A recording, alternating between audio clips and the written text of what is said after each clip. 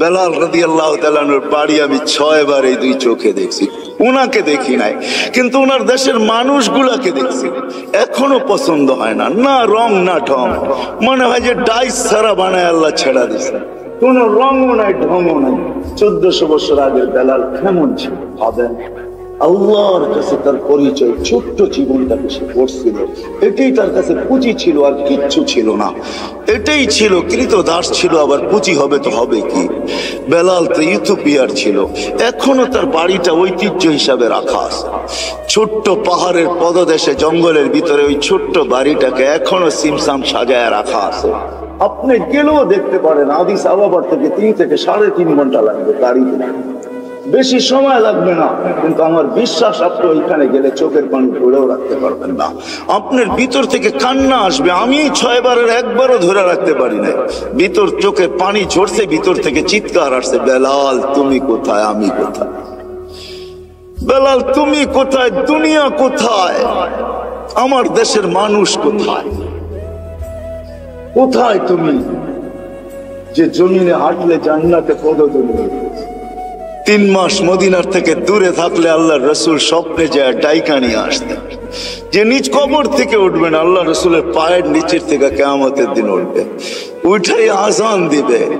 যে খালি পায়ে উলঙ্গ কিয়ামতের মাঠে যাবে না, সে লাল উটের উপরে চড়া যাবে।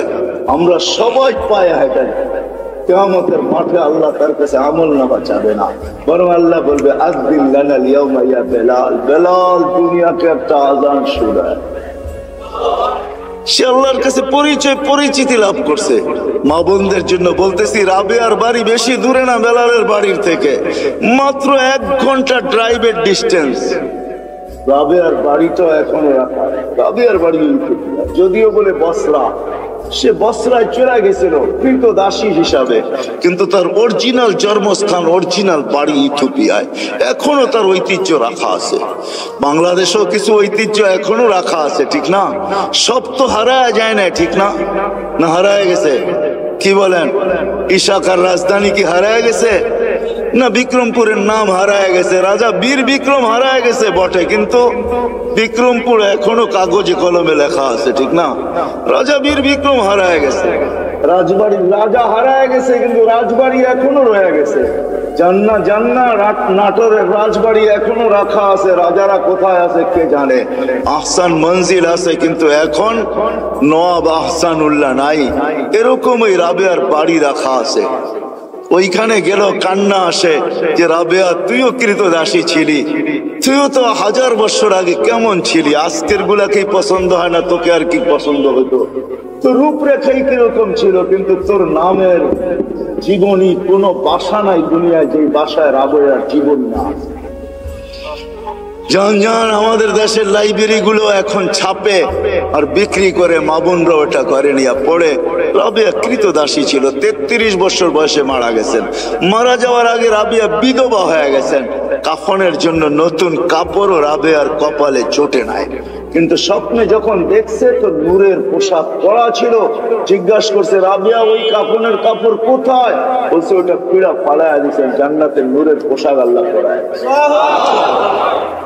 এটার নামই সত্য। এই জন্য ছোট্ট জীবনটাকে গোরা যেতে হবে। যে গোরা যাবে, যুবক যাবে, যে গোরা যাবে সেই আল্লাহর কাছে পরিচিতি পাবে। কিন্তু আপনি যদি প্রশ্ন করেন গড়াটা সহজ কিভাবে আমি গড়ব, এটার জন্য যদি বলেন, আপনিই প্রশ্ন করতে পারেন যে আমি গড়ব কি করে। এই জন্য আল্লাহ আমাদেরকে সহজ করছেন। আল্লাহ নিজের কথা বলেন নাই, আল্লাহর কথা যদি বলতেন তাহলে এটা হয়তো কঠিন হয়ে যেত যে আমি গর্ব কি কইরা। তোমাকে তো চোখেই দেখা যায় না, লা তারাহুল উয়ুন, আল্লাহকে তো চোখে দেখা যায় না। ওয়ালা তুখালিতুহু যুনুন, ধ্যান ধারণায় আনা যায় না। ওয়ালা ইয়াসিফুল ওয়াসিফুন, যার বর্ণনা দিয়া শেষ করা যায় না। বর্ণনা দিয়া শেষ করা যায় না। করবো তো করবো কি করে? আল্লাহ আমাদের জন্য সহজ করছেন যে না না, মান আতা আর রাসূল ফাকাদ আতা আল্লাহ ওয়া ইন তুতিউহু তাহতাদু। আমার বন্ধুকে পাঠাইলাম, আমার বন্ধুর গোলাম হয়ে যাও, তাইলে জীবন গড়া হয়ে যাবে।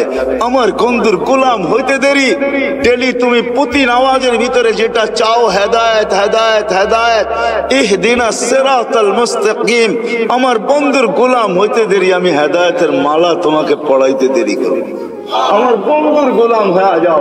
ওয়াইন তুতিউহু তাহতাদু মান আতা আর রাসূল ফাকাদ আতা আল্লাহ। যে আল্লাহর রাসূলের গোলাম হলো সে আল্লাহর গোলাম হিসাবে স্বীকৃতি পাবে। আল্লাহ বলে সহজ করে দিলাম, কঠিন করলাম না, আমার বন্ধুর গোলাম হয়ে যাও। বাস্তবিক এটাই সত্য, কবির ওই কথাই সত্য, क्या वफा तूने मोहम्मद से तो हम तेरे हैं। तो अल्लाह बोलतेছে আমার বন্ধুর গোলাম হয়ে দেখ, আমি তোর হয়ে যাব। ये दुनिया क्या चीज है, लोह कलम तेरे हैं। দুনিয়া আর কি জিনিস, সমগ্র জগৎটা তোর হাতে উঠায় দিয়া, যার কারণে সম্ভব ছিল। আজকে তো আমরা যান্ত্রিক জিনিস দিয়ে যান্ত্রিক জিনিসকে হ্যাক করি, ঠিক না? মনে হয় বোঝেন নাই? যান্ত্রিক জিনিস দিয়ে যান্ত্রিক জিনিসকে, টেকনোলজির মাধ্যমে টেকনোলজিকে আমরা হ্যাক করি, ঠিক না? আলী রাদিয়াল্লাহু তাআলা আনহু সূর্যকে হ্যাক করতেছে ইশারা দিয়া, কত বড় হ্যাকার চিন্তা করেন। দাউদ আলাইহিস সালাম সূর্যকে হ্যাক করতেছে ইশারা করা, তুবিস্তা আসর পড়ি না ওইখানে দাঁড়ায়, অথচ ওর গতি পার ঘন্টায় কত 6 লক্ষ মাইল পার ঘন্টায় গতি হ্যাক করতেছে। আপনি তো আজকে ভিডিও কলিং বলেন, এই সূত্র দুনিয়া পাইছে তো পাইছে কোত্থেকে আমাকে বলেন? মুঠোফোনের সূত্র আসছে তো আসছে কোত্থেকে? 1400 বছর আগে ওমর রাদিয়াল্লাহু তাআলা মুঠোফোনের সূত্র আমাদের কাছে উঠায়া দিয়েছেন, যিনি মেম্বরে দাঁড়ায় বলছিলেন সারিয়াতুল জাবাল। 3000 কিলোমিটার দূরে বন্দর আব্বাসে ছিল সারিয়া, সেনা প্রধান ছিল 3000 কিলোমিটার দূরে বন্দর আব্বাস ইরানের শহরে। মেম্বরের উঠতে ছিলেন সিঁড়িতে আর বলতেছিলেন সারিয়াতুল জাবাল, সারিয়া পাহাড় সামলা। 6 মাস পরে যদি মখন মদিনা মুনাওয়ারায় আসছে, সবাই জিজ্ঞাসা করছে সারিয়া সামিতা সাউতা আমির আল মুমিনিন, আমিরুল মুমিনের আওয়াজ কি তুমি শুনছিলে? তো সে হাসতেছে, বলতেছে শুনি নাই, শুধু রাআইতু আন্নাহু ওয়াকিফুন আলা মিম্বারির রাসূল, আমি দেখছি উনি আল্লাহর রাসূলের মেম্বরে দাঁড়ায় আমাকে পাহাড় দেখায়। সূত্র আসছে তো মুঠোফোনের ওইখান থেকে আসছে। ও মেরে দোস্ত, আমি কেমনে বুঝাবো, কেমনে বুঝাবো? কোত্থেকে জানি কই হারায় গেছি। এই ছোট্ট জীবনটাকে করা যেতে হবে। এই জন্য মুহাম্মদুর রাসূলুল্লাহর গোলামি যেই ব্যক্তি অর্জন করবে, যুবক কইরা দেখো না, মজা আসে তো আসে কতটুকু। হায় আমরা ভাবি লাইফ স্টাইল চেঞ্জ হইলেই রাগ হয় না। বাটারার মানুষ, আমাকে বাংলাদেশে ওয়াজ করতে হবে না। যদি পেন ড্রাইভের মতো আমার এইখান থেকে খোলা যেত, তাইলে আমি শুধু পর্দা লাগায় আপনাদেরকে দেখায় দিতাম আমার এখানে কত হাসি, কত কান্না, কত হাসি এখানে সেভ করা আছে, কত কান্না সেভ করা আছে। আমি গত মাসে 23 তারিখ আসছি আমেরিকা থেকে। আমি জানি দুনিয়ার উন্নত বিশ্বে কত কান্না, কত হাসি আমার এখানে সেভ করা আছে। আমাকে বুঝাইতে হবে না এগুলা। মেরে দোস্ত, লাইফ স্টাইল চেঞ্জ করলেই উন্নতি, আমরা সুখী হব না না না না।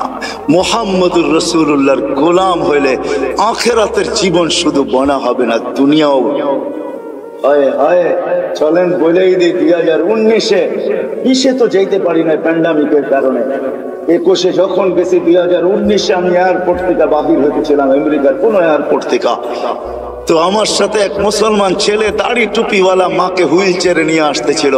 যখন হুইল চেয়ার শেষ যেখানে গাড়িতে উঠাবে, তো মাকে কোলে করে উঠাইতেছিল। পাশেই আমি এক ইংরেজ মহিলাকে দেখতেছিলাম, চোখের পানি ঝরতেছিল। আমি জিজ্ঞাসা করছি তুমি কাঁদো কেন? বলে দেখ ওর মা মাকে ও বাচ্চার মতো কোলে করে গাড়িতে বসাইতেছে। আমার সন্তান কোথায় হারায় গেছে আমি জানি না। শুধু বৎসরে 2টা দিন, একটা দিন আমার কাছে আসে, যেদিন মাদার ডে হয়, একটা কেক নিয়ে শুধু আমার কাছে আসে, আর কোথায় হারায় গেছে আমি জানি। পায়ে হাত রেখা বলি আমাকে বুঝায়েন না আপনারা। আমি দুনিয়া চষতে চষতে ভিতরে সব শেষ হয়ে গেছে। দুনিয়ার কোন এরকম জায়গা নাই, কোরআনে যা আছে যতটুকু আছে আল্লাহ আমাকে চষায় ফেলছে। কেন চষাইছে তাও জানি না, হয়তো আমাকে পিটাবে বেশি এই জন্য হয়তো চষাইতে পারে, যে তোকে পিটাবো বেশি এই জন্য দেখায় তোকে পিটাবো, এটাও হতে পারে, জানি না। কিন্তু আমি চৈষা বলতেছি, লাইফ স্টাইল চেঞ্জ করলেই জীবন সুখী হয়।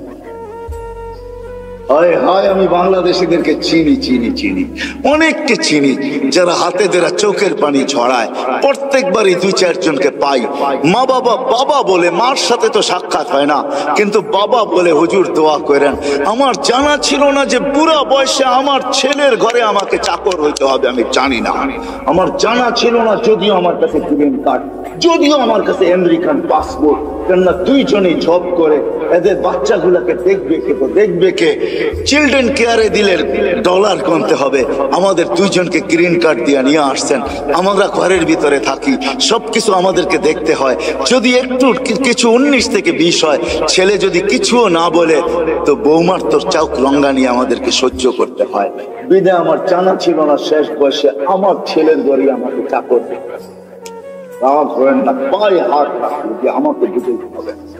বিদায় লাইফ স্টাইল চেঞ্জ করলেই আমরা সুখী হব না। মুহাম্মদুর রাসূলুল্লাহ গোলাম হইলে সুখী হব দুনিয়া আখেরাতে।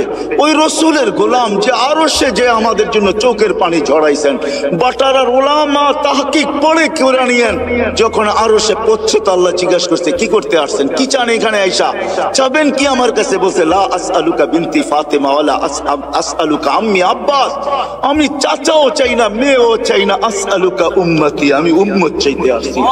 ওইখানে লজিক দিছেন, যুক্তি দিছেন, আনতা রব্বুল करीम अना नबी रहीम, अपने रब करीम आगे আমি নবী রহিম, পরে পিছে কাইফা তুদাইয়ু হাদিল উম্মাহ বাইনাল করিম ওয়ার রহিম, কিভাবে আমার উম্মত দুইয়ের মাঝে হারায়া যাবে আমি সহ্য করতে পারবো না। শুরুতে আপনি, শেষে আমি, উম্মত জাহান্নামে চলে যাবে আমি সইতে পারবো না। তো আল্লাহ ওয়াদা করতেছে কাসসামতুল কিয়ামাতা কিসমাইন, আমি কিয়ামতকে 2 ভাগে ভাগ করছি বন্ধু, কোনো কারণ নাই চিন্তার। লা ইউখসিকা ফি উম্মতিক, আপনার উম্মতের জন্য আপনার কপালে আপনাকে আমি দুঃখ দিব না, ব্যথা দিব না, আপনাকে লজ্জিত করব না, কপালে বাজ আসতে দিব না। আমি কিয়ামতকে 2 ভাগে ভাগ করছি। এক riwayate এটাও আছে, আল্লাহ বলছে আনা মালিক ইয়াউমিদ্দিন আনতা সাহিবা ইয়াউমিদ্দিন, বন্ধু আমি কিয়ামতের মালিক বটে, বাদশা কিন্তু আমি। আল্লাহ রসুলকে সান্ত্বনা দিয়েছেন, বলছে কিয়ামত 2 ভাগে ভাগ করছি, সালতুতা শাফি তুসাফা, ওই দিন আপনি চাবেন আমি দিব, সুপারিশ করবেন আমি মঞ্জুর করব। ও যুবক একটু বলো না, যাকে মাকামে মাহমুদে উঠায় নেওয়ার জন্য জিবরিল আসবে, মাকামে মাহমুদে যাবে আর চেয়ারে বসবে, হাত রেখা দাঁড়ায় থাকবে। আল্লাহ বলবে চেয়ারে বসেন না কেন? বলে বসলে 3 জায়গায় আমার উম্মতের জন্য ছুটবে তো ছুটবে। বলছে কোন 3 জায়গায় দৌড়াইবেন? কেন হাউসে কাউসারে দৌড়াইতে হবে না, আমার উম্মতকে পেহলা পরে আমি নিজে পানি পান করাবো, আমি করাবো না তো করাবে কে? আবার দৌড়াবো মিজানের পাল্লায়, সামনে ঝুঁকে কি ঝুঁকে না, এটা পর্যালোচনা, ওটা পরিলক্ষিত করতে হবে আমাকে, দেখতে হবে আমাকে। যদি সামনে না ঝুঁকে তো আপনি তো ওয়াদাই করছেন, চাইলে দিবেন, সুপারিশ করলে মঞ্জুর করবেন, ওইখানে দাঁড়াই হাত উঠায়া দিব। কেননা কোরআনে আপনি আমাকে বলেন না সাউফা ইউতিকা রাব্বুকা ফাতারদা, আপনাকে রাজি করেই ছাড়বো। ওই সময় তো আল্লাহ রাসূল ওয়াদাই করছেন, আল্লাহর সাথে দোয়াই করছেন, সাক্ষী রাখছেন জিবরিলকে, হাত্তা ওয়াল্লাহি লান আরদা হাত্তা ইয়াকুনা ওয়াহিদ মিন উম্মতি ফিন নার, একজন উম্মত জাহান্নামে থাকা পর্যন্ত আমি আপনার উপরে রাজি হব না। ও যুবক, এর গোলাম বনেন, ও ভাই এর গোলাম বনেন, যে কিয়ামতের মাঠেও আপনার জন্য ছুটবে, তারপরে পুলসেরাতে দৌড়াইতে থাকবে। যদি পার না হইতে পারে তো দুরূদ যদি জীবনে একটাও পড়া থাকি, একবারও পড়া থাকি, ওটাকে মাথার উপরে দিয়া পার করায় দিবে। কিয়ামতের মাঠে যিনি ছুটতে থাকবেন। হাদিস অনেক ছিল, রাত্র অনেক হয়ে গেছে, নাইলে দেখাইতাম কোন নবী আল্লাহ আমাদেরকে দিছিলেন। আরে চলেন চলেন, যে মৃত্যু লগ্নে, যার 9 ঘরে চুলা জ্বলে নাই, 9 ঘরে খাবার নাই, যে নিজে ক্ষুধার্ত দুনিয়ার থেকে যাইতেছেন, 9টা ফ্যামিলি রেখা যাইতেছেন, যাদের ঘরে কোনো খাদ্য নাই। আম্মা জান আয়েশা রাদিয়াল্লাহু তাআলা আনহা বলছেন যে বাতি জ্বালানোর তেল ছিল না, যদি থাকতো তো খিদা নিবারণের জন্য পান করে নিতাম। এরকম 9টা ফ্যামিলি রেখা যেতেছেন, হাসান হোসাইনকে রেখা যেতেছেন, আলী ফাতেমাকে রেখা যেতেছেন, যারা সবাই ক্ষুধার্ত। আল্লাহ নবী দুনিয়ার থেকে গেছেন ক্ষুধার্ত, এক বেলার না দুই বেলার না কয়েক বেলার ক্ষুধার্ত দুনিয়ার থেকে গেছেন। খাওয়ার কিচ্ছু ঘরে ছিল না। ওই মুহূর্তে হাসান হোসেনের জন্য চোখের পানি ঝরে নাই। যারা কলিজার টুকরা ছিল, হায় রাত্র অনেক হয়ে যাবে। একদিন দুই ভাই আসছে আল্লাহ রসুলের কাছে, বলতেছে নানা জান আপনি উত্তম না আমরা উত্তম? আল্লাহ রসুল সাদা সিধা জবাব দিছে আমি উত্তম। দুই ভাই হাসতে হাসতে কুটা কুটা হয়ে গেছে। আল্লাহ রসুল বলছে আসো কেন? জবাব হয় না। মানি জবাব হয় না মানি? আমরা দুই ভাই উত্তম, আপনি উত্তম না। তো বলছে কি কইরা? আমাদের আব্বা জানতে চিনেন? আব্বার পরিচয় দিয়া বলতেছে আবু কালাইসা বিশাই, আপনার আব্বা তো কিছুই না। আমাদের আম্মা জানতে চিনেন? পরিচয় দিয়া বলতেছে উম্মু কালাইসা বিশাই, আপনার আম্মা তো কিছুই না। আম্মু নানা জানতে চিনেন? নানার পরিচয় দিয়া বলতেছে ওয়া জাদ্দু কালাইসা বিশাই, আপনি নানার তো মানুষের নামই জানে না। আল্লাহ রসুল দুইজনরে উঠায় চুমা দিয়া বলতেছে মাইনা নিলাম তোমরাই উত্তম। ওই কলিজার টুকরার জন্য চোখের পানি না, বাটারার মানুষ আপনার আমার জন্য চোখের পানি ছিল। জিবরিল জিজ্ঞাসা করতে বাধ্য হয়েছে এখনো কাঁদতেছেন? ওয়াইলা রফিকিল আলা, আপনি তো আল্লাহর সান্নিধ্যে চলে যাবেন। আল্লাহু ইয়ান্তাযিরুক, আল্লাহ আপনার অপেক্ষায় অপেক্ষমান, এখনো চোখের পানি।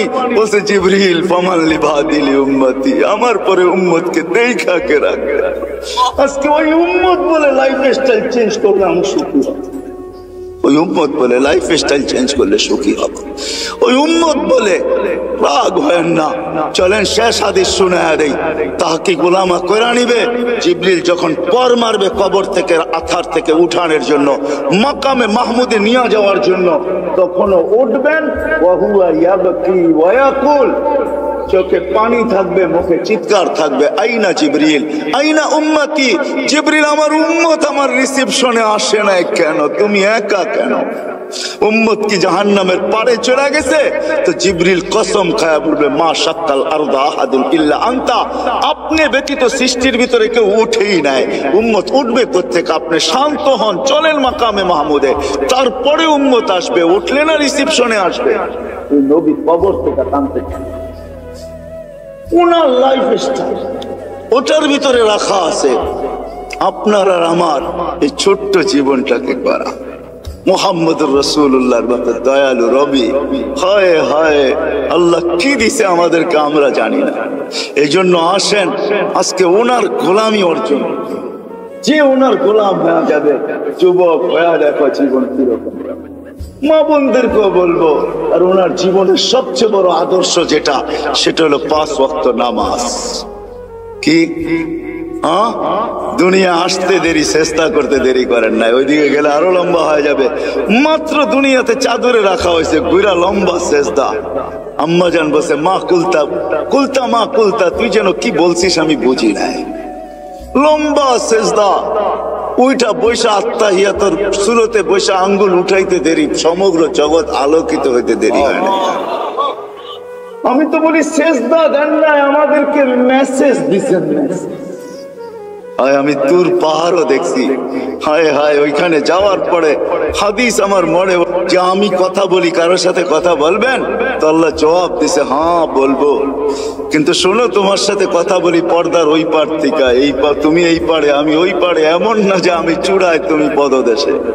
বলছে এক উম্মত আসতেছে, আমি দুনিয়াতে 4 সাথেই কথা বলবো, পর্দার এই পার থেকে ওই পার, কিন্তু আমার বন্ধুর সাথে না। আমার বন্ধুকে তো ডাইকা নিয়া কাওবা কাউসাইনিয়া ওয়াদনা ফাদানা ফাতাদাল্লা ফাআওহা ইলা আবদিহি মা আওহা, কাছে বসায় কথা বলবো, আর বন্ধুর উম্মত আমার সাথে কথা বলবে কথা।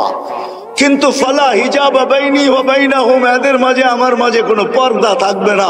মুসা আলাইহিস সালাম জিজ্ঞাসা করছে কখন কথা বলবে? বলে ইযহুম ইয়াসজুদুন, যখন তারা সিজদায় যাবে। সিজদায়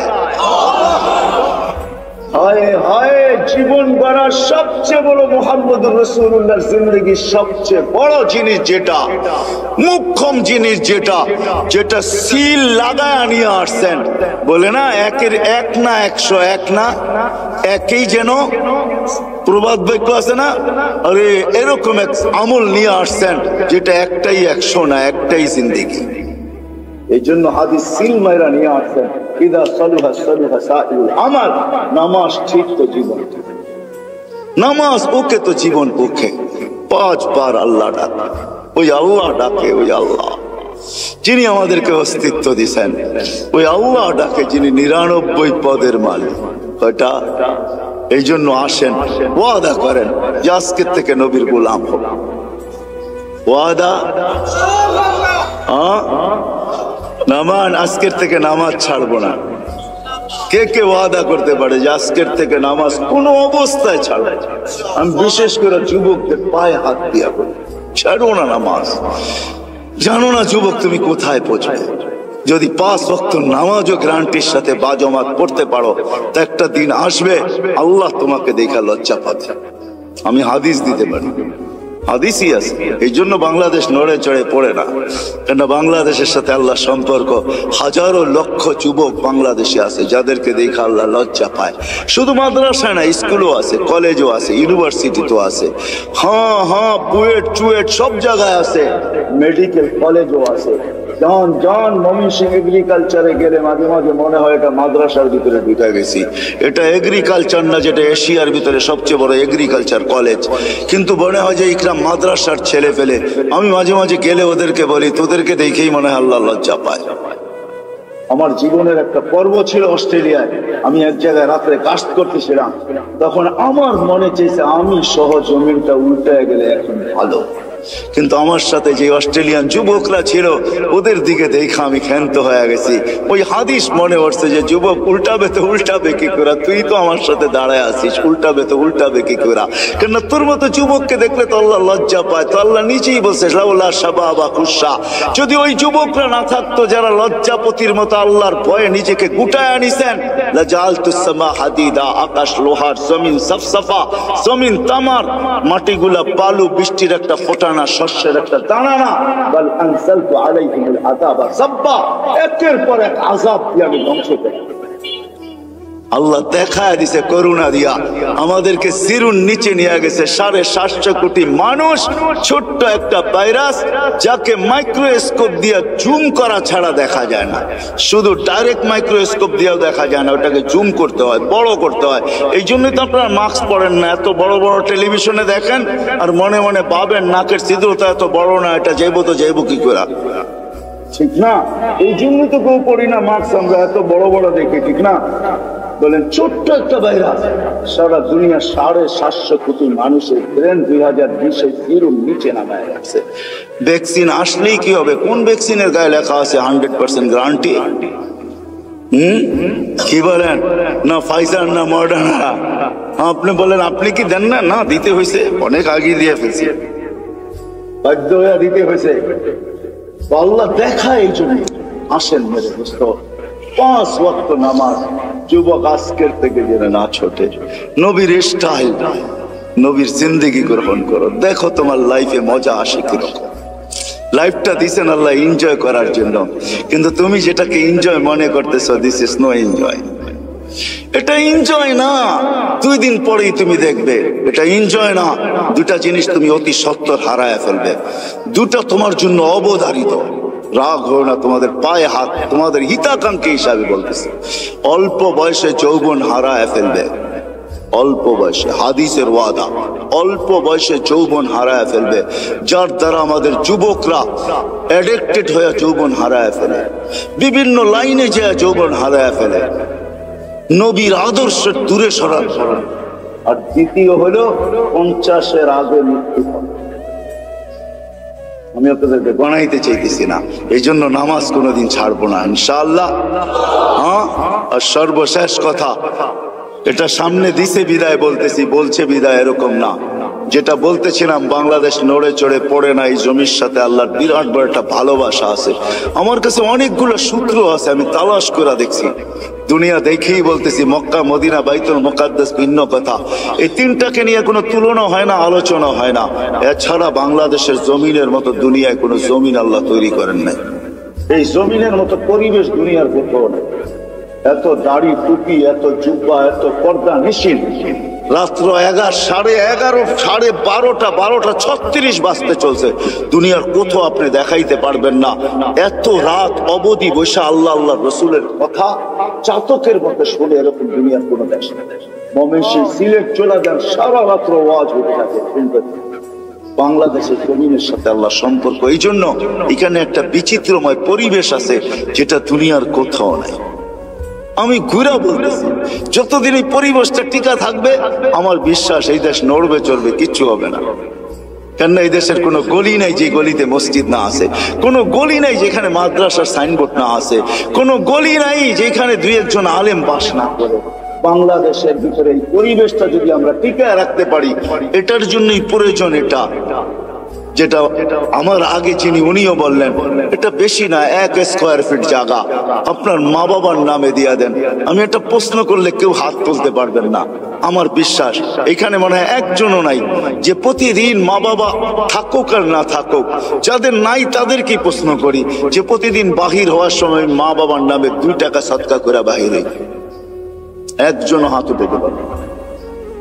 হয়তো কিছু লোক হাত এটা উঠাবেন, এটাও যদি প্রশ্ন করি, ইমাম সাহেব যদি দোয়া না করে রব্বির হামহুমা কামা রব্বায়ানি সগীরা, তো কেউ এখানের বহুত বেশিরভাগ লোক হবে যে আমি নিজের থেকে নিজের স্মরণে প্রত্যেক নামাজের পরে আমি মা বাবার জন্য হাত তুলে দোয়া করি। এরকম লোকের সংখ্যা এখানে কয়জন হবে? এই তো একজন, অল্প কয়েকজন হাত উঠান দেখেন যে আমি নিজের থেকে। না না, সবাই উঠান না, যারা করেন নিজের থেকে, যে প্রত্যেক নামাজের পরে আমি নিজের থেকে, ইমাম সাহেব চাকান না। ইমাম সাহেব চাইলে তো আমরা সবাই চাইতে থাকি, ঠিক না? নিজের থেকে, অথচ মা বাবা কবরে চলে গেছে। হ্যাঁ, হায় আপনার আমার সন্তান এরকমই যে 2 টাকা, অথচ মা বাবা কষ্ট করে আমাদেরকে কোথায় পৌঁছায় দিয়ে গেছেন। মা বাবার নামে আপনি 1 স্কয়ার ফিট জায়গা নিয়ে আনেন, 1 গ্লাস পানি দিয়েও এই উম্মত জান্নাতে যাবে। 1 গ্লাস পানি দিয়ে, শুধু একটা নেকি দিয়েও এই উম্মত জান্নাতে। এই জন্য সবার কাছে দরখাস্ত, নিবেন তো ইনশাআল্লাহ? কে কে চেষ্টা করবেন দেখি, হাত উঠান তো, যে আমরা চেষ্টা করব কমসে কম 1 স্কয়ার ফিট জায়গা নেওয়ার জন্য। আমি নাম লিখবো না, শুধু হাত দেখবো বাস। হয়তো আমি চেষ্টা করব, নাহলে আমি দায়িত্ব নিব। দুটা কিন্তু 2 শব্দ, আমি চেষ্টা করব বা দায়িত্ব নিব। 1 স্কয়ার ফিট জায়গার পয়সা জোগাই। এরকম কে কে আছেন? হাত উঠান তো দেখি। মাশাআল্লাহ, আল্লাহ কবুল করুন। কি বলেন?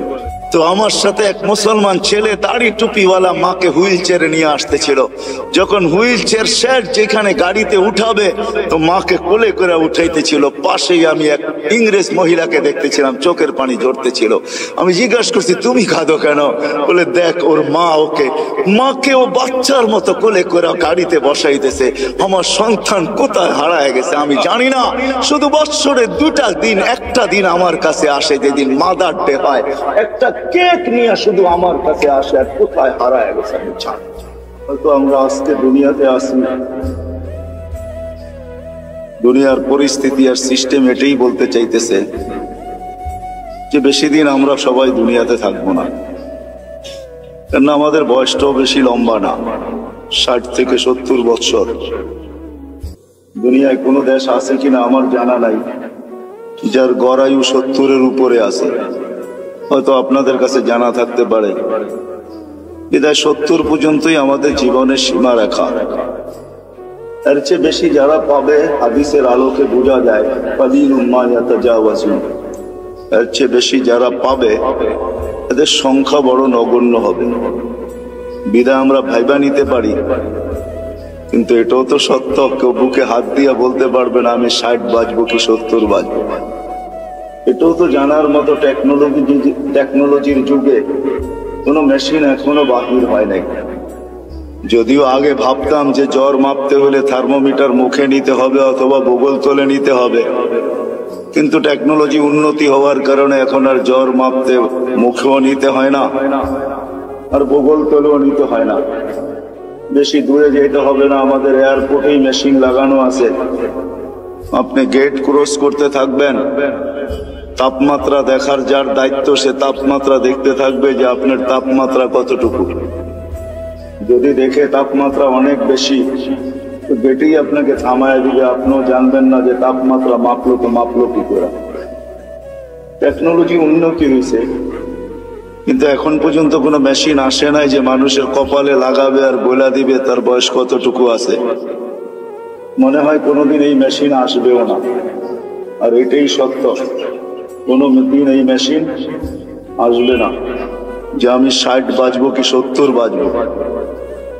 এই জন্য আল্লাহ মানুষকে বড় সতর্ক করছেন, ইবনে আদম লা তাফরাহ বিদুনিয়াইকা, মানুষ দুনিয়ার উন্নতি বা চাকচিক্য বা দুনিয়া আধুনিক হইতেছে, ডিজিটালত্ব বা আধুনিক বা উন্নত বা আপডেট তোমাদেরকে যেন মাথাল না করে।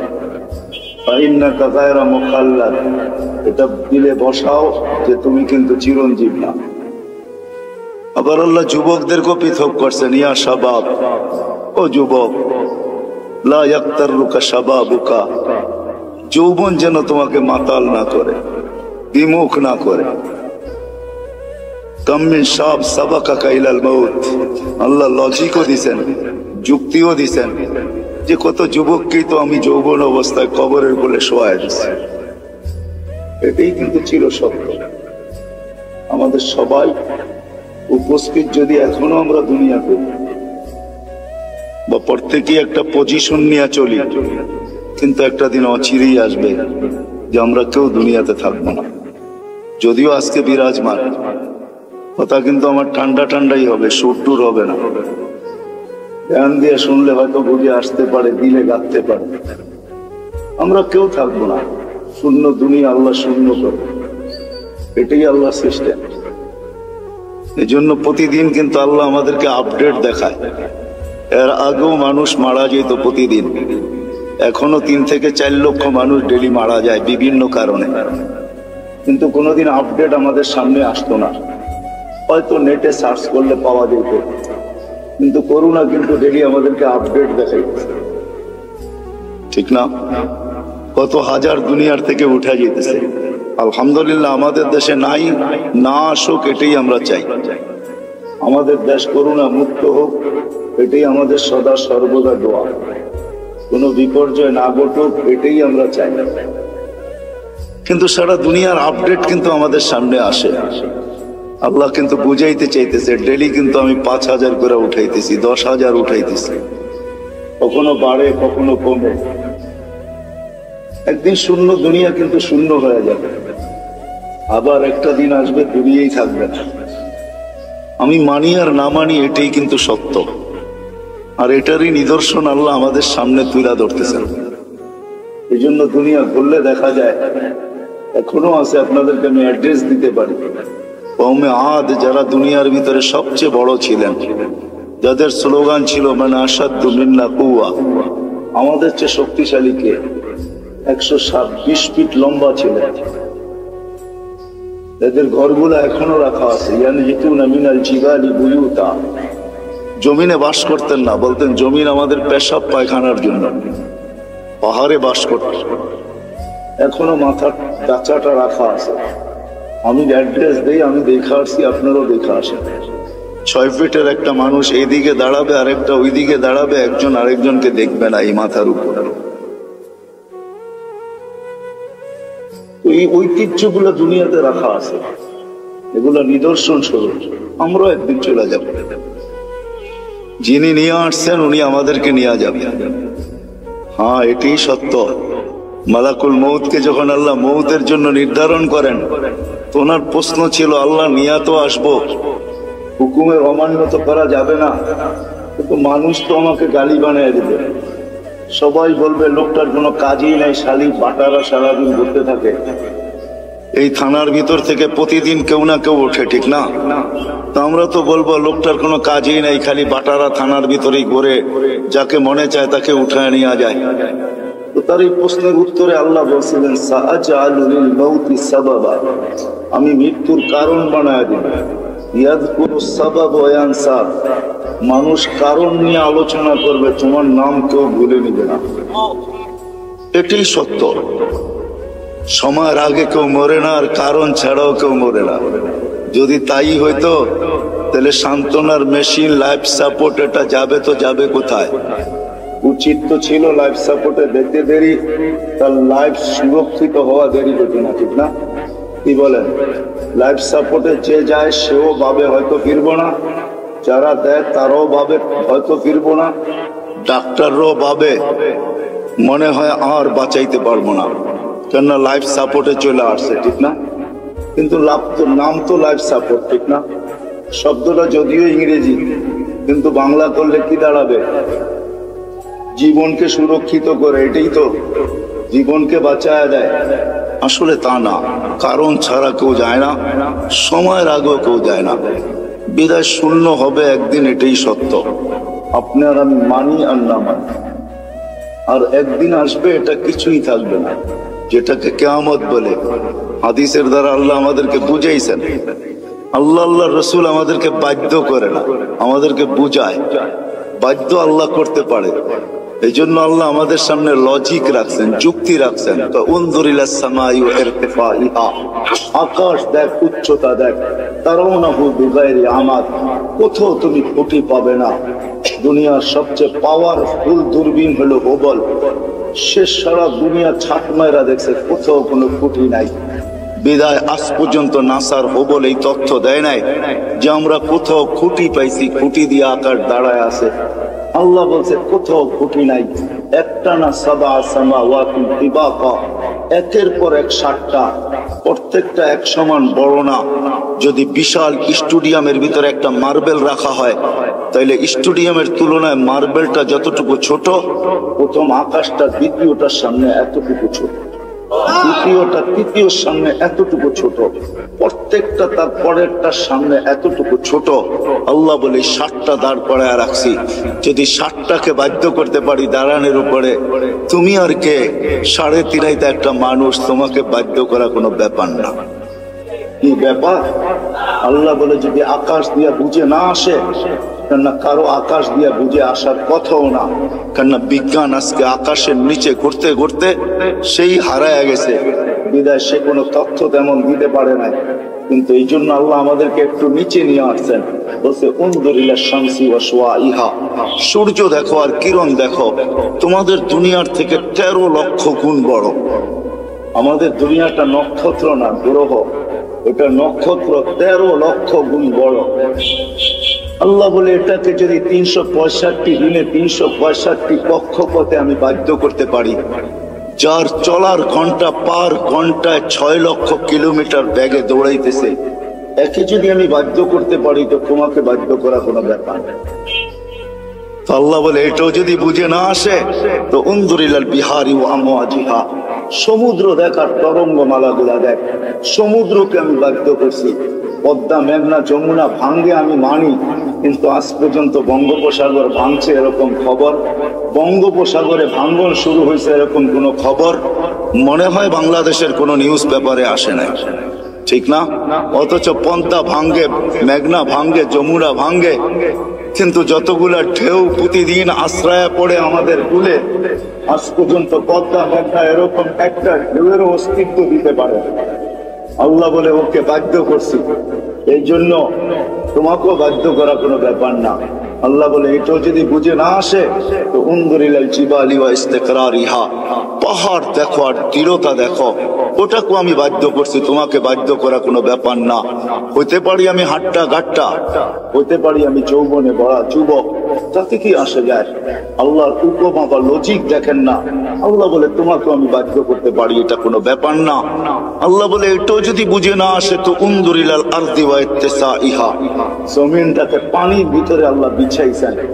যখন বিছাইছিলেন তখন এটা হেলতে ছিল, তামায়ালাতিল আরদ, জমিন হেলতে ছিল।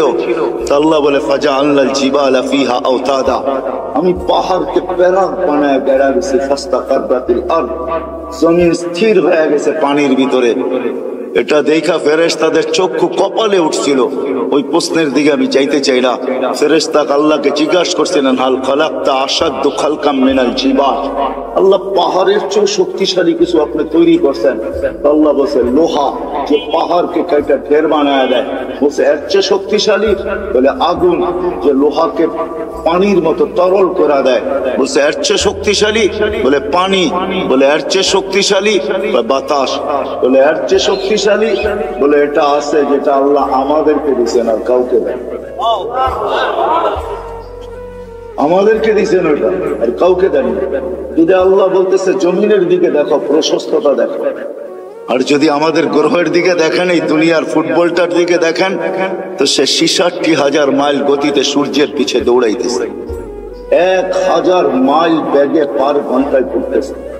কিন্তু আমরা বসে আছি, বিল্ডিং ঠিক আছে, সবকিছু ঠিক আছে, কোনটা তার জায়গার থেকে সরতেছে না, নড়তেছে না, ঠিক না?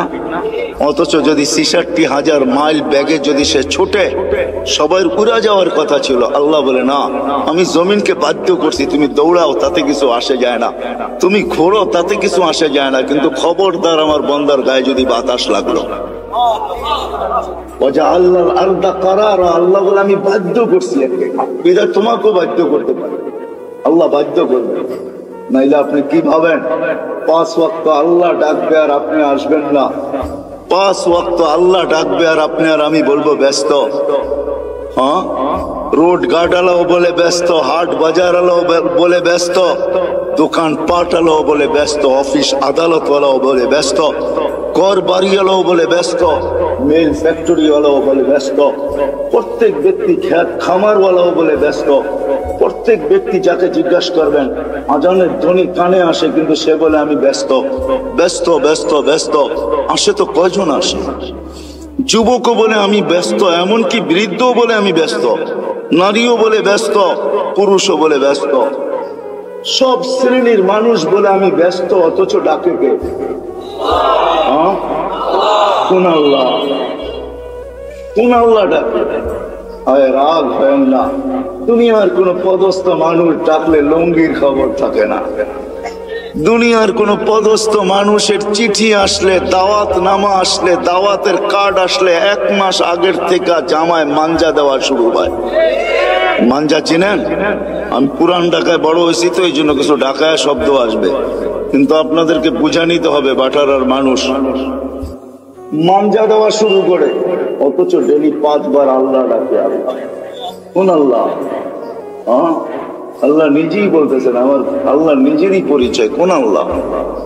এই জন্য আল্লাহর থেকে যখন বিমুখ হয়, ডাকার পরেও যখন আসে না, তো আল্লাহ নিজেই বলতেছেন মান আরাদা আন্নি নাদাইতুহু মিন কারিব, যে আমার থেকে বিমুখ হয়ে যায়, সবকিছু পাওয়ার পরে হারায় যায়, যুবক যৌবন পাওয়ার পরে, রূপসী রূপ পাওয়ার পরে, দোকানওয়ালা দোকান পাওয়ার পরে, হাটালা হাট পাওয়ার পরে, বাজারওয়ালা বাজার পাওয়ার পরে, অফিসওয়ালা অফিস পাওয়ার পরে, আদালতওয়ালা আদালত পাওয়ার পরে, মেইলওয়ালা মেইলে পাওয়ার পরে, ফ্যাক্টরিওয়ালা ফ্যাক্টরি পাওয়ার পরে, বাড়িওয়ালা বাড়ি পাওয়ার পরে, ঘরওয়ালা ঘর পাওয়ার পরে, সবকিছু যখন আমরা পাওয়া যাই, তখনই আসলে আমরা হারায় যাই। আর যতদিন আমরা না পাই, যান হাসপাতালে যায় দেখেন, যার মুখে কখনো আল্লাহ ফুটতো না, এখন অসুস্থতার কারণে মাঝে মাঝে আল্লাহ যে যায় তাকেই বলে একটু দোয়া করেন, আল্লাহ যেন বাঁচায় দেয়। এরকমও লোক শত শত পাবেন।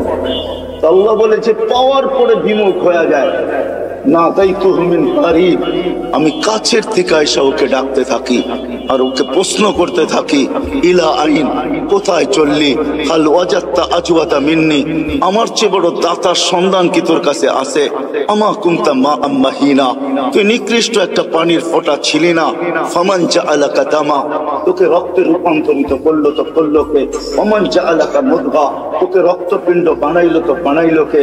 ওমান জাআলাকা ইযামা, তোর কঙ্কালটা তৈরি করলো তো করলো কে?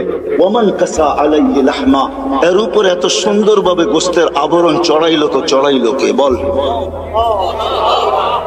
আল্লাহ প্রশ্ন করে বল, আমা কুনতা সাগীরা, তুই কি ছোট্ট ছিলি না? আমা কুনতা যায়ীফা, তুই কি দুর্বল ছিলি না? আমা কুনতা জাহিলা, তুই কি অজ্ঞ ছিলি না?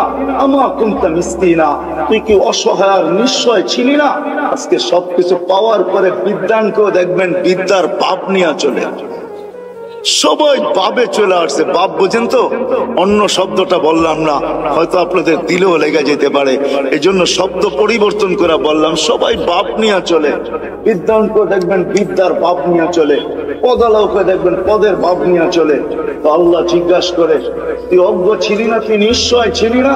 তো আল্লাহ চিত্র তুলে ধরেন, ফালা লাকা সিন্নুন তাক্তা, তোর তো দাঁত ছিল না এক সময়, তুই কাটবি দূরের কথা, মার পেটের থেকে যখন আসছিলি তো তোর তো দাঁত ছিল না।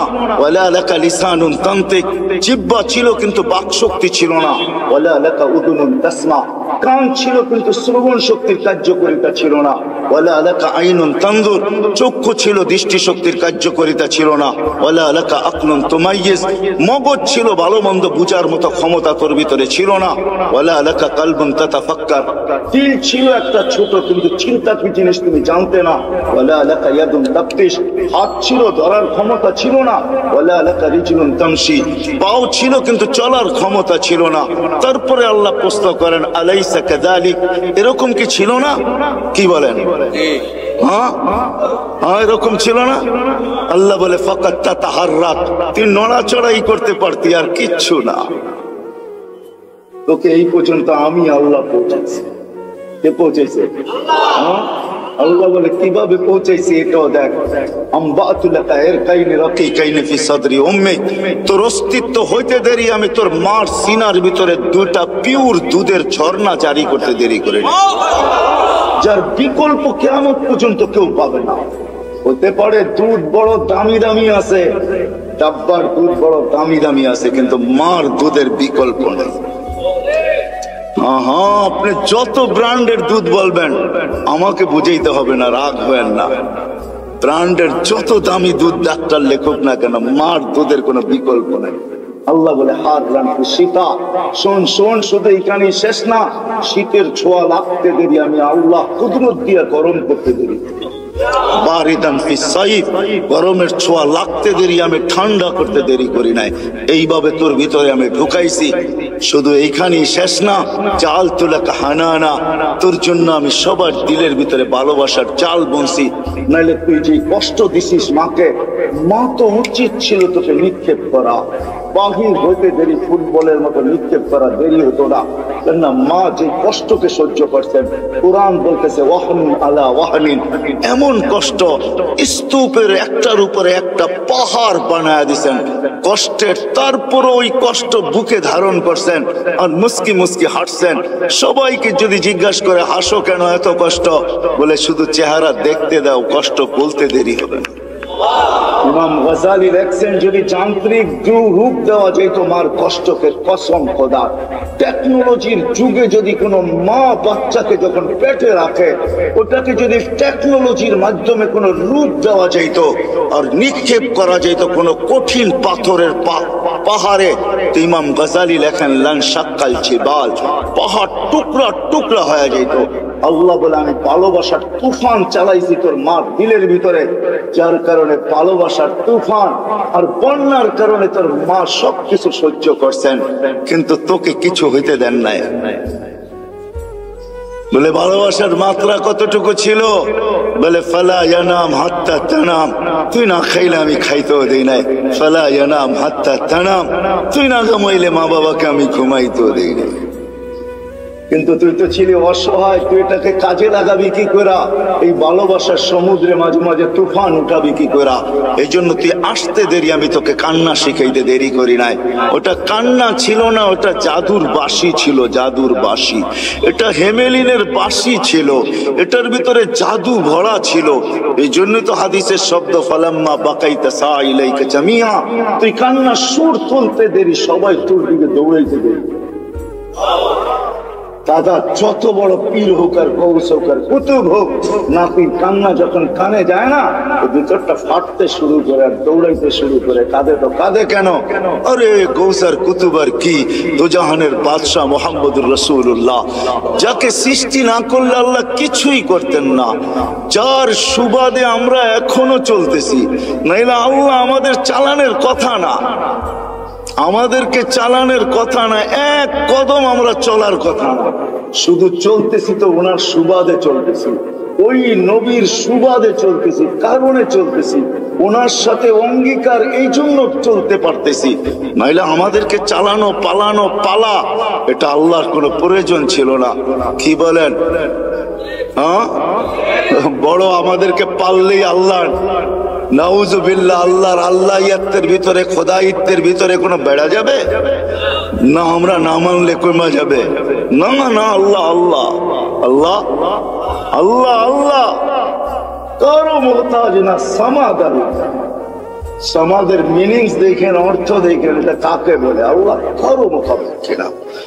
আমাদের প্রয়োজন আছে কদম, এই জন্য আল্লাহ আমাদেরকে পালতেছেন, নাইলে পালার কথা না। আল্লাহ বলে তোকে কান্না শিখাইছি, আর এটার ভিতরে আমি জাদু ঘোড়া দিছি। যেটা বলতেছিলাম, দুজাহানের বাদশাহ মুহাম্মদুর রাসূলুল্লাহ সাল্লাল্লাহু আলাইহি ওয়াসাল্লাম যখনই হাসান হোসেনের কান্না শুনতেন তো ছুটে আসতেন আর বলতেন, ফাতেমা ফাতেমা, কলিজার টুকরাদেরকে কাঁদায় ওরা, এরা কাঁদলে আমি সইতে পারি। ওই দুজাহানের বাদশাহ পর্যন্ত হাসান হোসেনের কান্না সইতে পারতেন না। কান্নার ভিতরে আল্লাহ জাদু ঘোরা দিয়েছেন, জাদু। আল্লাহ বলে, এইভাবে তোকে আমি বড় করছি, এইভাবে তোকে আমি একটা পজিশন পর্যন্ত নিয়ে আসছি। আর শুধু এইখানেই তো শেষ না, 24 ঘন্টা তোকে আমি সুরক্ষিত করি। যদি সুরক্ষিত না করতাম, এইখানে যতজন বসে আছি, অনেকের জীবনে এরকম পর্ব আছে যে ওই দিন যদি মৃত্যু হইতো, আজকে হয়তো হাড্ডি মাংস সব মাটির সাথে মিশা যেত। ওই অ্যাক্সিডেন্ট থেকে আল্লাহ আমাকে বাঁচায় নিয়ে আসছে। আছে না এরকম দুই একটা পর্ব?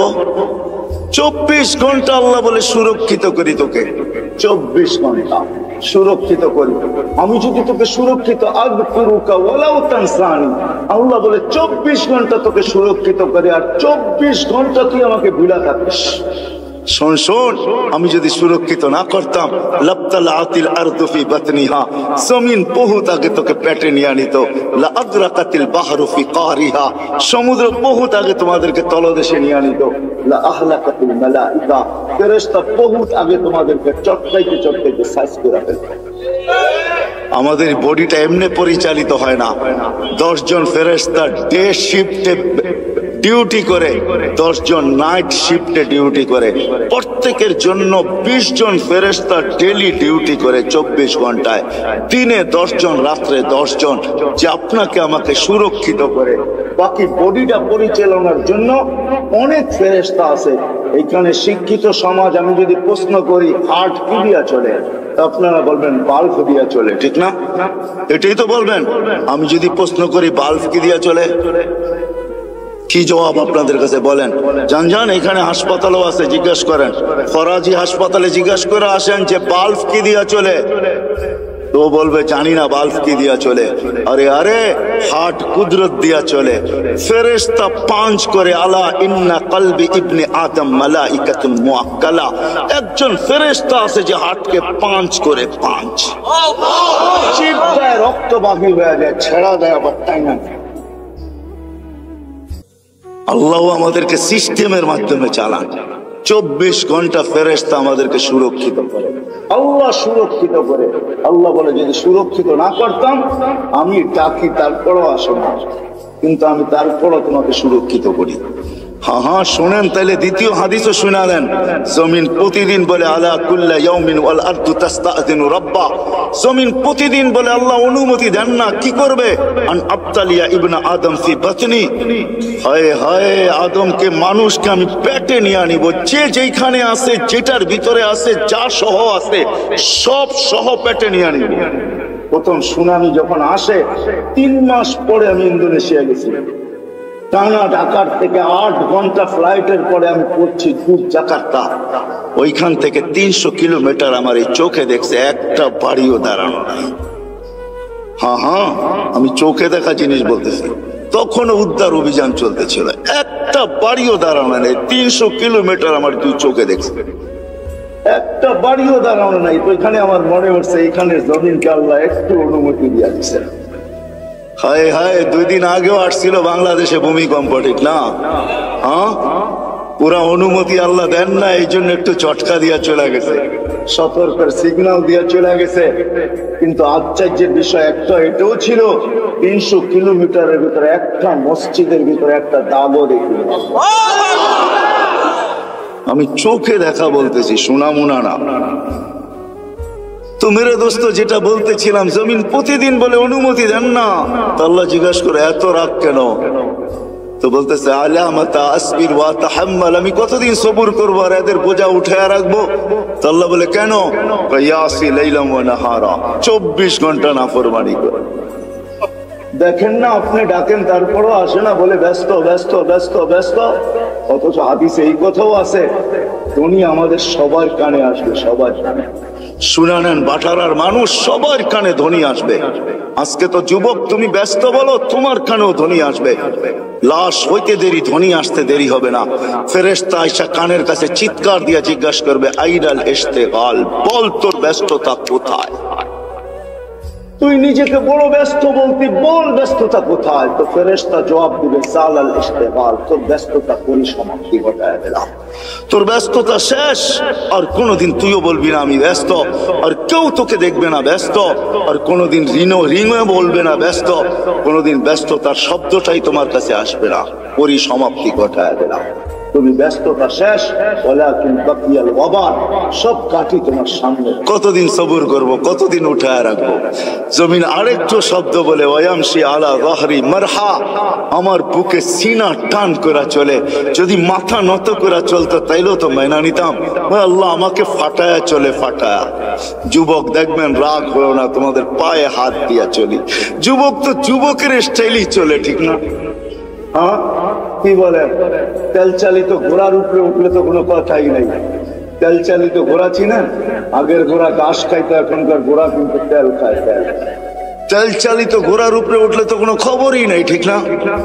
বাবুই ভিন্ন, ঠিক না? তো বলে 24 ঘন্টা নাফরমানি করে আমি কত সহ্য করব? আরো লম্বা হাদিস, আমি শর্ট করতেছি, আরো লম্বা কাহিনী জমিন শোনায়। ইয়াকুল রিজকা কা ইয়াসিক, রিজিক তোর খায়, তোর নাফরমানি করে।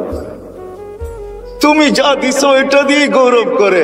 যুবক যৌবন দিয়া, শিক্ষিত শিক্ষা দিয়া, দীক্ষিত দীক্ষা দিয়া, অর্থওয়ালা অর্থ দিয়া, মালালা মাল দিয়া, যা আল্লাহ দিছে, দিছে কে গুলা সব?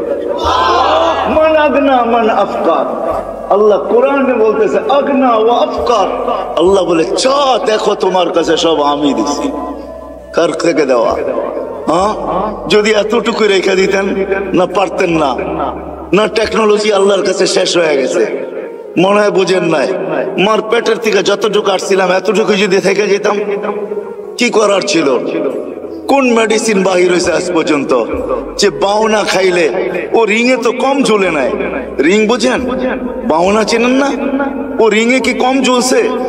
মনে হয় আমার কথা বোঝেন নাই। রিং লাগায় ঝুলে না লম্বা হওয়ার জন্য, ও কি কম ঝুলছে নাকি? তারপরও কি বাউনা শেষ হয়ে গেছে? আসছে কোনো মেডিসিন যেটা খাইলে লম্বা হয়ে যাবে? আজ পর্যন্ত কোন বাউনা রিঙে ঝুলে লম্বা হবে বলেন তো? কোথায় মেডিসিন? আল্লাহ বলে পারতাম তোকে ছোট না, আমি তোকে বড়, আমি তোকে শক্তিশালী সুঠাম করছি। জমিন বলে রিজিক তোমার খায়, তোমার নাফরমানি করে। তো আল্লাহ জিজ্ঞাসা করে নিবে তো নিবে কিভাবে পেটে? তো জমিন জবাব দেয় আতা জাল জাল জাহারি, আমি আমার পিঠটাকে হেলায় দিব, সব পেটে নিয়ে আনিব। পিঠ হেলানো বোঝেন? হ্যাঁ হ্যাঁ, ভূমিকম্প, ভূমিকম্প। জমিনের পিঠেই হেলে, জমিন হেলে না, যেটার নাম ভূমিকম্প। ইন্দোনেশিয়ার ভাষায় বলে কম্পা ভূমি, ভূমি কপে, ভূমি কাঁপে, পিঠটাই হেলে। হেলতে দেরি। আল্লাহ এই দেশের উপরে দয়া করছেন। আমি তো বইলা বেড়াই, বাংলাদেশের সাথে আল্লাহর বিশেষ একটা সম্পর্ক আছে আমি মনে করি, যার কারণে এই দেশ নড়ে চড়ে পড়ে না। কোনো কিছু হোক, এ দেশে কোনো বিপর্যয় ঘটে না। আলহামদুলিল্লাহ আবহাওয়াবিদরা 10 নম্বর মহাবিপদ সংকেতের ফেলাক পর্যন্ত উড়াইয়া দেখছে, কয়েকটা কলা গাছ পড়ছে, আর কিচ্ছু হয় না এই দেশে, ঠিক না? হ্যাঁ, অথবা দেখেন আপনি দুনিয়ার কোন দেশ 10 নম্বর মহাবিপদ সংকেত উড়াইছে আর বিপর্যয় ঘটে নাই? 6.1 আসছে, কয়েকদিন আগে পাকিস্তানে 5.6 আসছে, 32 জন মারা গেছে, এলাকাকে কাবা বানায় থুয়ে গেছে, বাড়িগুলাকে দশায় থুয়ে গেছে। আমাদের ঢাকা শহরে 7.8 পর্যন্ত আসছে 3-4 বছর আগে, 31st নাইটের পরের দিন কোনো বিপর্যয় ঘটে নাই। এগুলো আমাকে প্রমাণ দেয় এই দেশের সাথে আল্লাহর বিশাল একটা সম্পর্ক মনে হয় আছে, যার কারণে নড়ে চড়ে এটা পড়ে না, আর ইনশাল্লাহ পড়বেও না। এই জন্য আমি শেষ জায়গায় চলে আসছি, 12টা 4 বাজতে চলছে। মেরে দোস্ত, এখানে থাকা যাবে না।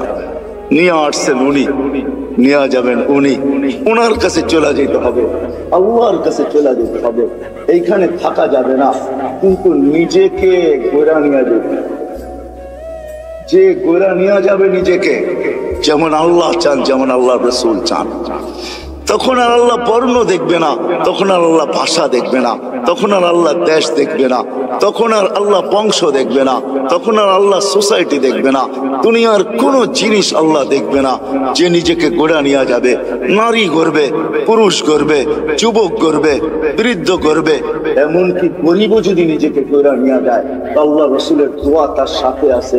আল্লাহ রসুল, আমরা এখানে যারা বসে আছি সবাই তো দোয়ার ভিতরে বলি আল্লাহ কিয়ামতের দিন নবীর সাথে উঠায়েন, ঠিক না? কিন্তু নবীজি তো আজ পর্যন্ত কোনোদিন বলল না যে আমার সাহাবীদের সাথে আমাকে উঠায়েন, উলামাদের সাথে আমাকে উঠায়েন, গৌসের সাথে উঠায়েন, কুতুবের সাথে উঠায়েন। আল্লাহর নবী তো বলে ওই গরিবদের সাথে উঠায়েন যে জীবনটা গোড়া নিয়ে আসছে। আল্লাহুম্মা হশুরনি ফি সুমরাতিল মাসাকিন, কারণ এটাই যে গোড়া নিয়ে যাবে মেরে দোস্ত, সে আল্লাহর কাছে পরিচয় পরিচিতি পাবে। চাই দুনিয়ার হতভাগা গরিব হোক, তাতে কিছু আসে যায় না। এই জন্য দুনিয়ার আধিপত্য হাজারো মানুষের হাতে হতে পারে, হাজারো শ্রেণীর হাতে হতে পারে, কিন্তু কিয়ামতের আধিপত্য কিন্তু গরিবদের হাতে, আর কারো হাতে না।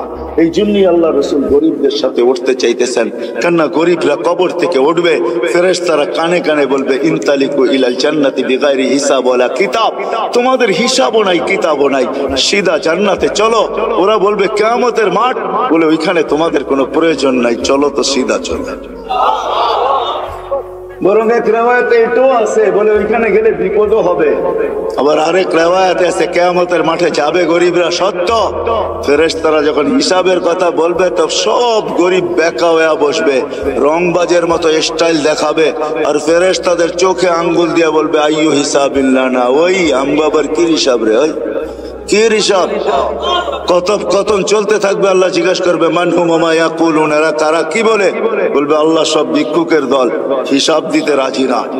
তা আল্লাহ বলবে কেন দিবে না, জিজ্ঞাসা করো ভদ্র ভাষায়। তো জিজ্ঞাসা করবে কেন দিবে না, মা আতান আল্লাহু মালা, মালই তো দেয় না, এবার কি হিসাব? সকালে আনছি বিকালে শেষ, বিকালে আনছি সকালে শেষ, 1 তারিখে আনছি 20 তারিখে শেষ। আল্লাহ বলবে সাদাকু, এরা সত্য বলছে, সত্য। এই কথা শুনতে দেরি, ঐক্যজোট দুনিয়া আর কি, ঐক্যজোট তো কিয়ামতের মাঠে হবে, দেখবেন সারা দুনিয়ার গরিবদের ঐক্যজোট হবে। আবার স্লোগান দিবে আইয়ু হিসাবিল্লানা মা আতান আল্লাহু মালা ওয়ালিমাযা হাবিসতুম, আরে আল্লাহ তো মালই দেয় না, আমাদেরকে আটকায় রাখছো, তো রাখছো কেন? কিসের হিসাব আমাদের, মালই তো দেয় নাই, আটকায় কেন রাখছো? তো আল্লাহ বলবে, ফেরেশতারা বলবে আল্লাহ বড় গরম, টিয়ার গ্যাস না লাঠি চার্জ কোনটা করবো? আল্লাহ বলবে কিচ্ছু করতে হবে না, বাত্তুহুম অস্তুরুহুম, তাড়াতাড়ি লুকাও আর ডাকো। বলবে কেন? বলে যা সামনে শোনাবো ধনীরা একটাকেও যেতে দিবে না। বলছে কেন আল্লাহ? যাকাতের কাপড় দিছে, যদিও এক দোয়া শেষ দিছে, তো দয়া তো করছে, ঠিক না? না করে নাই? হ্যাঁ, অল্প দেখার বেশি দেখ, দিয়া তো দয়া করে, ঠিক না? হাত পাতলে 2 টাকা হইলেও তো দেয়, দয়া তো করছে। এটা বদলার দিন, বিদায় সামনে যা শোনাবো একটাকেও যেতে দিবে না, বিদায় ডাকো আর লুকাও, তারপরে বলো এদের কানে কানে চুপে চুপে জান্নাতে চলে। হ্যাঁ, নইলে ধনীরা এদেরকে আটকায় দিবে। তো মেরে দোস্ত, চলে যেতে হবে, পরিচয় পরিচিতি যেই ছোট্ট জীবনটাকে কইরা যাবে সে আল্লাহর কাছে স্থান পাবে, পরিচয় পাবে, পরিচিতি পাবে। আমি চোখে দেখা বলতেছি মেরে দোস্ত, কোন হাদিস তো পড়ে আগে পড়ছি, পড়ে চোখেও দেখছি, ওই কবর এখনো দুনিয়াতে রাখা আছে, যার থেকে এখনো সুঘ্রাণ বাড়ে। এখনো আমি অ্যাড্রেস দেই, আপনি দেখা আসেন। দুনিয়ার কোন পারফিউম এখন আর আমার নাকে পারফিউম মনে হয় না। আপনাকে আমাকে দুনিয়ার দামি দামি পারফিউম দেখাইতে হবে না, আপনাকে আমি দিয়া দিব, পারফিউম নিয়ে ওইখানে ছিটাবেন, দেখবেন নিমিষে চোখের পলকে ওটা হাওয়া হয়ে যাবে। ওইখান থেকে যে সুঘ্রাণ বাহির হইতেছে, ওটা ঘ্রাণ আপনার নাকে যখন লাগবে, তো দুনিয়ার কোন পারফিউম আপনার কাছে পারফিউম মনে হবে না। ওই ঘ্রাণের জায়গা এখনো রাখা আছে, চান আপনি চায় দেখে আসেন, আমিও দেখে আসি, আপনিও দেখে আসেন। ফেরাউনের বাড়ির কাজের মহিলা, জান জান মৌতার সাহাবীদের কবর থেকে এখনো সুঘ্রাণ বাহির হয়। জান জান জাফর ইবনে আবু তালেবের কবরে, জান জান আব্দুল্লাহ ইবনে রাওয়াহার কবরে, জান জান সাইদ ইবনে হারেসার কবরে, জান জান ওই সাহাবীদের কবর আমি চোখে দেখে আসছি, নাকে শুনে আসছি। কসম খোদার, ভিতরের কথা বলতেছে, দুনিয়ার পারফিউম আমার কাছে পারফিউম মনে হয় না। লাগাই বটে, কিন্তু ওই লাগাইতে দেরি, ওই ঘ্রাণ নাকে আবার বাড়ি খাইতে দেরি হয় না। মনে হয় ওইটাই তুফানের মতো আবার বাড়ি খায়, বিদায় সব ঘ্রাণ উড়া যায়। মনে হয় না পারফিউম এটা পারফিউম, আতর এটা আতর, যত দামি হোক না কেন। জান আপনিও দেখা আসেন যে ফেরাউনের বাড়ির কাজের বুয়ার কবর থেকে এখনো সুঘ্রাণ বাহির হয়। আল্লাহ রসুল জিজ্ঞাসা করেছে কতদিন বাহির হবে? শুধু কাজের বুয়া না, কাজের মহিলা না, তিনি তো দাসীও ছিল সে ফেরাউনের। ইউথোপিয়া তার বাড়ি আমি ইউথোপিয়া, আরে না, তার বাড়ি রাবেয়ার বাড়ি ইউথোপিয়ায়। ওই ফেরাউনের বাড়ির কাজের বুয়া, কাজের মহিলা, কি তো দাসীও ছিল সে ফেরাউনের।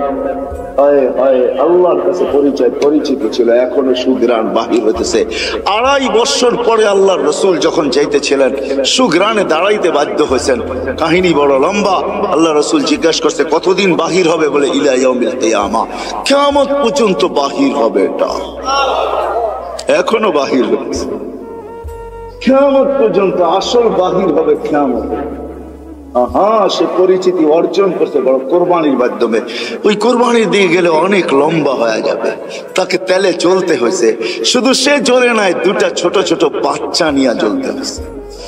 সে ফেরাউনকে স্বীকৃতি দেয় নাই, আনা রব্বুকুমুল আলা বইলা স্বীকৃতি দেয় নাই। তো ফেরাউন তার বাচ্চাদেরকে আগে কড়ার ভিতরে ঢালছে, জ্বলন্ত তেলের ভিতরে দুধের শিশুকে আগে ঢালছে।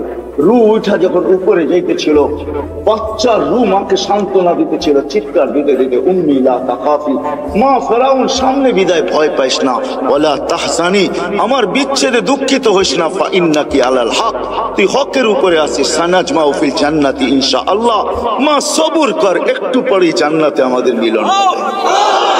দ্বিতীয় মেয়ে ছিল, তাকেও ঢেলা দিছে।